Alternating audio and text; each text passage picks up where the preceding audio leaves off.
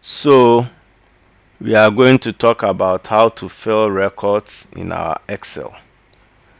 So you can save time by filling cells automatically, and these are the steps that you can use.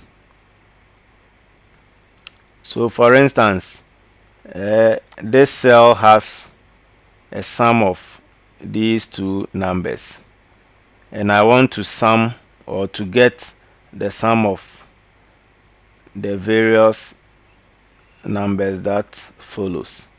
So the first cell, the sum for the first for cell K3 and L3 is already done in M4.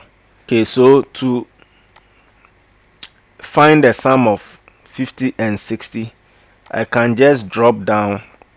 I can just click on this small dot here or box here and drag it down. So you just hold the left button of the mouse and drag it down. So after dragging, you see that Excel will automatically fill the content for you. Very simple. I'll apply this here as well. Very simple. So this cell will give you the sum of 50 and 60. This one will also give you the sum of 50 and 70. So filling cells in Excel is very simple. You can also fill the days of the week easily by first typing the first day of the week. Then you click on the small box here, then drag it down.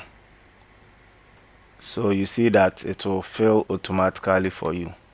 You can fill the month in the year. Very simple, right? Or you can fill series of numbers using Excel. So you see that with numbers, this small autofill option pops up.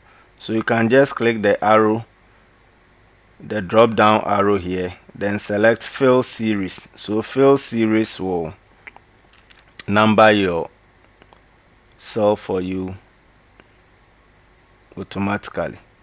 So these are the steps that you follow to fill content in an Excel sheet. Thank you for watching and see you in the next class.